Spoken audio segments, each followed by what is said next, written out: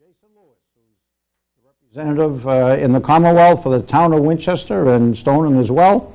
And it's a great pleasure to have you with us, Representative Lewis. Oh, thank you very much, Alan. Great to be back with you. Well, it's been fun over the years. I hope other people have been tuning in earlier times to see these kinds of sessions, because it's a wonderful opportunity for the constituents and myself too to find out how things are going in the State House and the kinds of issues you're involved in, which are many.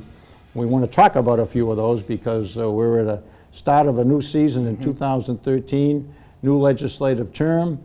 Congratulations on your re-election. Thank you very much. Very, very nice. Well done. Very, very excited to be back and Excellent. Starting a new session. Well, that's great. And I know we'll get a chance to talk in this session and in other sessions during this year about the activities you're involved in. But I'd love to start out by saying that we're at the brand new start of a legislative term, and the governor has done his State of the State address.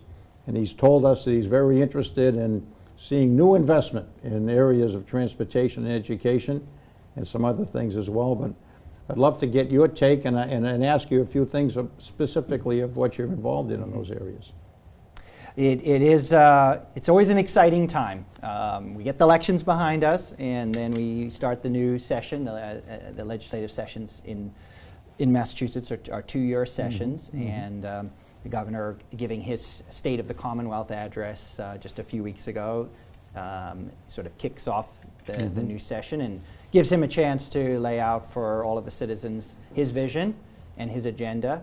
And I think it's not an understatement to say he's certainly come forward with a bold agenda and very ambitious. It's the final 2 years of his term, and I think it's clear he plans to work hard and do everything he can before he leaves office, which I applaud him for. And the two main areas that he highlighted in his speech and I think plans to focus on are transportation and education. And I would generally agree with him in terms of if you had to focus on two areas that are so critical to the future of our state, that have such a direct impact on the state's economy and economic growth. Clearly, those are two of the most important areas. Why don't we focus in on those then for a little while? I know there are other things too, but if we could talk a little, let's do transportation first, and then we'll do a little education. How's that? You worked very hard last year because I know the MBTA had a significant deficit. And I think that's what's led to some of the discussion this year. We can't go through that every year, can we? But tell us a little bit about you.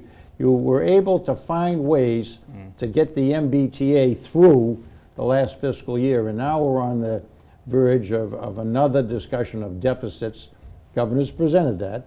He's put a big number on the table for just maintenance of what we want to do and maybe some new things as well. But how do you see that unfolding during the year with the legislature? I think most people are probably watching our show know that we've had some long-standing challenges in our transportation system. We can put many of those at the feet of the Big Dig project and the fact that obviously that ended up costing so many billions of dollars more than was anticipated, and the state had to pick up a lot of that cost, not the federal government. There have also been other challenges we have faced along the way. For example, Mass Highway. We have not been, in many cases, able to afford all of the operating costs out of the current budget, so we've actually been borrowing to pay current costs, which is a terrible way to manage your financial affairs, but that's been going on for decades. And then with the MBTA, about 10 years ago, when we moved to a new forward funding model, which would require the MBTA to have an annual budget and to stay within their budget, which I think makes good sense, the legislature pegged the MBTA's share of the sales tax to a penny. And they made what turned out to be overly optimistic assumptions about how much money that would bring into the MBTA every year. And so the MBTA, from basically most of the last 10 years, has been running a deficit. And so we've been lurching from one sort of short-term crisis to another. The most recent being last year, as you said, when the MBTA came out with a plan that was really draconian in terms of cutting services. It would have services, cut yeah. the bus service in our community. They wanted to cut back the commuter rail service on the weekends. They wanted to raise fares by a huge amount, 30-40%. And so in the end, we worked out an agreement where the legislature did put some more money into their budget on a short-term base, for a one-year solution, and they didn't raise fares as much or cut services. But it was all understood at that time that we did need to come back and put together a much more comprehensive, longer-term plan. I think it's important that I don't think we could go to people today or over the coming months and say, look, we should all chip in some more money to pay for our transportation system. I don't think it would be right to do that if we hadn't taken very significant actions in the last 5 years to kind of reform our transportation system first, and to try to make sure we're running it. It'll never be perfect, but more efficiently. So I think the reforms that we put in place several years ago, the Turnpike Authority was eliminated. We created Mass DOT and merged a number of agencies. We moved many of the employees into the state's health insurance and pension system, which is over time is saving significant money. So I think those reforms are already having an impact, both on the cost side as well as on the in terms of doing better management of projects. Look, we had the Fast 14 project on I-93 2 summers ago. Got national notice the right way to do things. Indeed it did, and unfortunately we had to do it because the road Right. at the Winchester exit Falling sprang apart. 2 huge potholes. I remember one of them, actually, a quick anecdote, I was actually at Fenway Park for a bill signing. It was a bill having to do with autism legislation, and I was invited to join, and I remember sitting in traffic on Storrow Drive all the way, and then all the way up 93. Didn't know at the time what the reason was. Right. It turned out it was one of those potholes. Yeah. So the state had to take quick action, and they were able to put together a plan to deal with each of those 14 bridges over a very short period and very cost effectively. So it shows what can be done, when we do put good management in place and good construction practices. The reality is, unfortunately, we still have a significant maintenance backlog and a lot of needs that are being unmet. Well, it's going to be a big challenge for you in the coming year, and I think it's good that the governor wants to have the help of the legislature in this, because things can deteriorate over time. And I think, as you said, we years ago started to build in some of the highway department personnel into the capital budget, which was legitimate up to a point, because some of the projects really only had personnel come on for the project and then go off. And we got to the point of maybe 20% of the personnel on capital. But of course, as things happen, it got up towards 80%, because at times of difficult state budgets, you don't necessarily want to stop the projects. But one way, if you happen to have capital money, we would never see this at the town level, of course, because the stabilization fund and other kinds of checks and balances would come into play. But at the state, and I can remember myself, we'll just do this for a year. And this was before you were in office. But then when you go back the next year, it's hard to change it again, because you've built into the budget other things. And you're digging a deeper and deeper hole. So it's very That's right. important to face it, what you're doing now, and congratulations for that, because I know there's a lot of work going on it. But as the governor has said, he sees the need for new revenues along with the projects. And of course, the question is going to be whether we see something in a broad-based tax, he's suggested income tax, versus more what I would call user fees, the tolling, the so much a mile on contributions to the highway department, those kinds of things. And that will be the discussion. And of course, at the town level, we've gone to user fees and things like what we call the transfer station, what we really refer to as the dump. That used to be built into the property tax in the general revenue way. Now it's more of a user fee. Whether we get to that in transportation more than the broad-based tax, that's something you're going to have to be dealing with. Yeah, there's no question. That's the first decision is, what do we need? What needs to get done? What does the plan need to be? And Mass DOT and the governor have come forward with an initial plan as to where we need to invest in maintenance, where we need to invest in some new projects and new capital. But then the next question is, of course, how do we pay for it? Yeah. And the governor's proposal is interesting because it's there's a lot of moving parts. It really is actually a pretty broad-based tax reform, and he's at the same time he's proposing an increase in the income tax rate. He's proposing to double the exemption, the standard deduction. He's also proposing a big drop in the sales tax, and then also the elimination of a number of income tax deductions. So there's a lot there. The goal is to try to overall make the tax system simpler and fairer.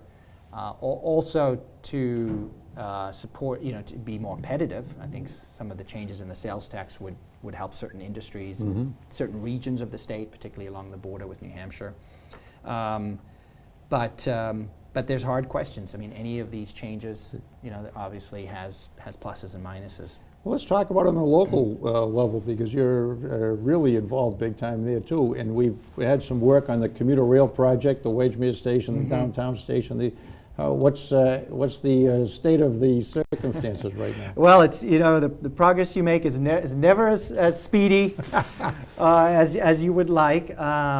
But I am pleased that there is definitely progress for those who haven't been by the Wedgemere commuter rail station recently. That work is now almost done, or even may even be done. They just need to clean up. So we will have a fully accessible station now, and that's great news for the community. Yeah. The Winchester Center commuter rail station, which is a much bigger project and is very important because of the role the station plays in the whole downtown, the vitality of the downtown, and the town's plans to revitalize the downtown with new shops and businesses and housing, hopefully in the future. The station's a key part of that. So we are now about to move into the final design, to finish the design for the station. So that project, that'll continue over the coming year. Right. And so hopefully that will continue to move forward. And then the other project, talk about projects taking a long time, is the Tri-Community Bikeway and Greenway, which I think has been kicking around for maybe 20 plus years. Who would have thought that proposing a bikeway could take so long? But the good news is people have, there's been a lot of dedication to that, a lot of persistence. The town engineer, Beth Rudolph, has done a terrific job just continuing to lead that effort. Because Winchester is the lead community for Stoneham, Woburn, and Winchester. And we recently completed now the 75% design. We'll have a public hearing soon for everyone to hear that, and final chance to provide input. The Winchester Board of Selectmen also gave their final sign-off on the project, the proposed route. And the project is actually scheduled to be funded using state and federal transportation dollars in fiscal year 15, which is a couple years out. Yeah, well, we're in the middle of fiscal year 13. In fact, we're in the second half of fiscal year 13. So it comes before you know it. That's great news, because any regional project is difficult, as we know. But there's been a lot of push for the bike path and the whole Greenway idea that we're going to see when that comes together. So that's perfect. A lot of that will run alongside the Aberjona, combined with the flood mitigation work we've been doing to protect the residents in the downtown and restore some of the green areas. I think all holds a lot of potential for Winchester.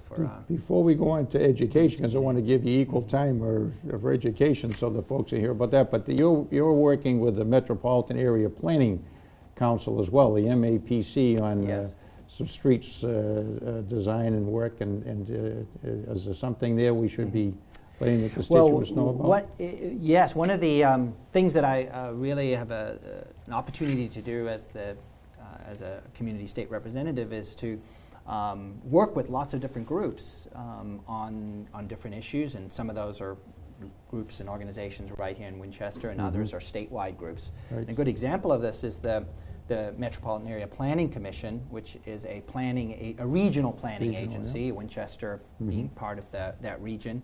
And they do work on issues that like zoning and smart growth and transportation and public health that impact the whole region. So I've gotten to know them and worked with them on several issues. Great. And we got talking about since the state was going to be, looking at a major transportation legislation again this year, building on what we did several years ago. Right. And we talked about an idea which turned into legislation that I just filed, which would create essentially an incentive program for municipalities so that when they are rebuilding roads or major or new projects, that there would be an incentive to turn those into complete streets. Okay. So where ideally there would be good pedestrian access, there would be bicycle access, where it makes sense and it's feasible. So we modeled this after the Green Communities program, which has been quite successful in the state. Yes. Winchester is a Yes. certified We're green a community, green community. Yes, right? we are. And we had to clear certain hurdles, but in Sure. return, we get additional money from the state Yeah. that allows us to continue to invest in energy conservation and other green projects. So similarly, the way we're modeling this proposed Active Streets project is communities that do commit to certain standards would then be eligible for additional Chapter 90 transportation funding. So that would be a win-win. So we're going to great. propose this as part of the transportation bill and Yeah, it's exciting. That's great. keep our fingers crossed. Beautiful. All right, well, let's talk a little about the second part of the governor's state of the state that was a major piece, which is the education, which I know is close to your heart as well. And part of the revenue picture that the governor put forward was to deal with education, which we have been in a many decades long idea of reform, going back into the 80s, worked into the 93 Education Reform Bill, which has to have been successful given the testing results statewide recently for our students in math and English both. But tell me, because you filed a couple of bills that are very important in terms of funding different communities at a level that need to be funded, and also you've done some work on the special education legislation as well and on the funding. So tell us a little bit about what's going on. Sure, I think the governor's been very strong on education issues. I think for those who haven't heard his personal story, he credits a lot of how he obviously became who he is today because of the educational opportunities he had as a very disadvantaged child in South Chicago. So he's done a lot to focus on education at all levels, starting with early learning, through K through 12 and then higher ed. And I think he really wants to now take the successes we've had and the progress we've made and really accelerate that, which I very much agree with him on. When it comes to our K through 12, I think the two challenges we're on average we're getting very good results. Among the best in the country, but averages always mask a lot of what may be going on underneath, and so we have many school districts that are doing a great job, but of course we have others that are still lagging very far behind, and they have high dropout rates and a lot of problems. So that's one big issue we still face, is how do we try to bring all of these districts up to a high performing level, the level that Winchester's at, for example. But the other challenge we face, and this is one that really does hit our community, is we have a funding system that is based on assumptions that were made 20 years ago. Right, when we made in 1993. When we set in place the 20 whole years. funding system known as Chapter 70. We put in place the MCAS, and the quid pro quo was we were going to hold schools and districts accountable for their students performing, and in return there would be sufficient funding from state and local sources. Right. And through the 90s, we did great. Yeah, it worked out then, The formula was working well, the assumptions reflected reality, the money was there, and that kind of broke down after 2000. Health insurance costs ran away, special ed costs far exceeded expectations. Technology, we didn't anticipate, what we've got It's today. fair to say that no 20-year plan makes it to Thanks. the 20th year. There's just too many That's things right. that happen in between. Right. And we haven't really gone back and fundamentally reviewed and updated that. Yeah. So it's my contention that every community, including ours, is where we basically are funding at a level and based on assumptions that just are not current anymore. Yeah. So I have refiled legislation that would seek to update that. It's a long-standing battle, sure. but I'm very pleased this legislative session. I'm joined in filing that legislation by Representative Alice Peisch, Right. who is actually the chair of the Education Committee in the House. So she's Helpful. very well regarded and respected and knowledgeable on education issues. So we've convinced her Yeah, to right. the need for this, and she's on board. And so I'm hopeful we will make more progress this legislative Well, it's session. hard because you're dealing with different types of communities, and the formula, there's never any one formula that's good for all communities, because some win and some lose. Whatever the formula is, different communities would win or lose on a different formula. So politically, of course, that's very hard. So you're to be congratulated for taking it on, because it is important to look at any program we put together from time to time, because the assumptions made on any social program or what I say, any particular government idea, the circumstances are going to change. And it's fair to look at them again. It's hard to, because people build themselves into whatever the existing program had been. And even though it might no longer serve all the needs, if it's serving some people better than others, they don't want it to change. So that's important to look at. And on the special education, we deal with it in the town meeting. When the special education rules were put together, the idea was that no more state mandates on communities, and the state would pick up the extra charges that they were putting on communities for special ed. And of course, they've never been able to do that. And we've always had to deal, in other towns and cities as well, with a community expense there that has grown tremendously, and the state hasn't been able to support the growth necessarily. But it's important to continue to do the special ed, and so you've become involved in filing some legislation on that. Right. area. We've we do have the state circuit breaker program, which has helped. It does Right. pick up some of those Right. additional costs, which are for students who are placed out of district, and so those are particularly high. But it doesn't cover all the cost. Right. But the proposal I actually presented at the state level about 18 months ago actually has already been adopted by Winchester, a very similar version, town meeting. So it essentially allows a community to set up a special stabilization fund that can be used for these unbudgeted special education costs. So it's a way to basically have more fiscal stability and not have to necessarily pull that from the other parts of the budget or go back to It's a town tremendous meeting. help to a community such as Winchester that, I mean, all communities value the education, but you know how much Winchester does. And so we want to support that budget on education, and we have over the years Yes. tremendously, sometimes to the detriment of what I would call town activities. And this legislation allows, the circuit breaker allows you to still meet a very expensive part of the education budget, which we want to do, and still maintain some town Right. facilities that would otherwise have to give up. That's right. It's always it's a challenge for any community. Yeah. Particularly been difficult for Winchester because of our extraordinary enrollment growth. Yeah, no, You it's know, been a tremendous about- growth for us. And I know that there are a lot of areas of education that that the state is looking into. The pluses are the graduation rates are up, as the governor was able to say, very successful look at what we've done for ed reform.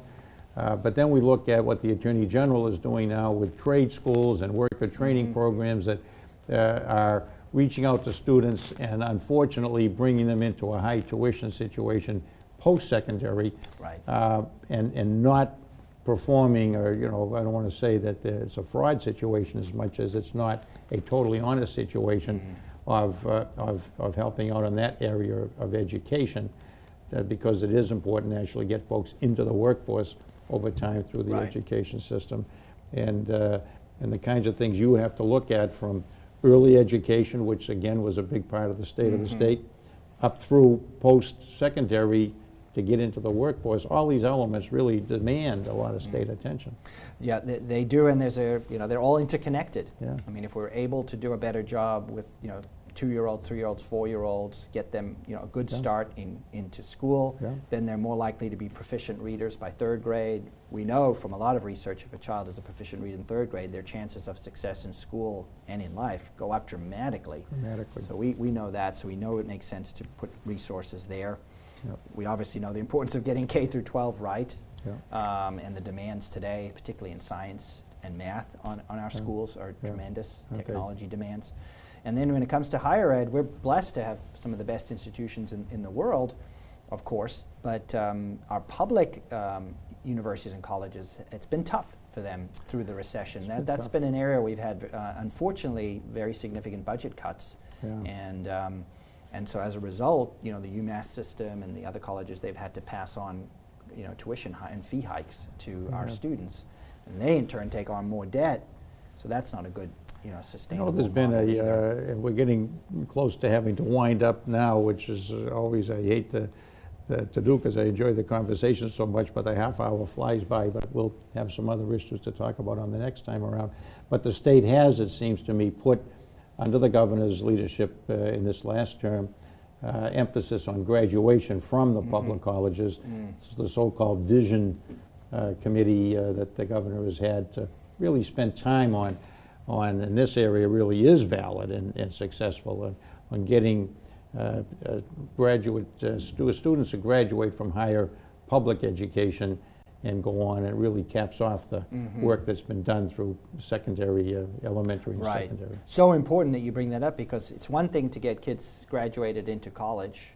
It's another thing to have them actually complete a 2-year or a 4-year degree, and we know that those rates of completion are not where we need them to be. No, it's really true.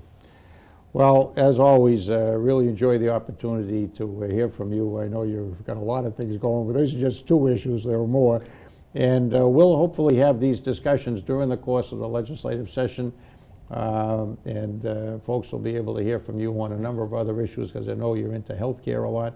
I know you're going to be dealing with another set of issues that are current, that we will talk about in future shows. You're active in looking into the gun issues, because it's been such a national and local important thing, and you're a leader in bringing people together to iron out what needs to be done in that area, and so many other spots where you care a tremendous amount about Thank you, the Alan. constituents. I look forward to further discussions as we move through the year and the legislative session. Absolutely, me too. And so to all the folks who are watching this show, thank you for tuning into this session of In the House.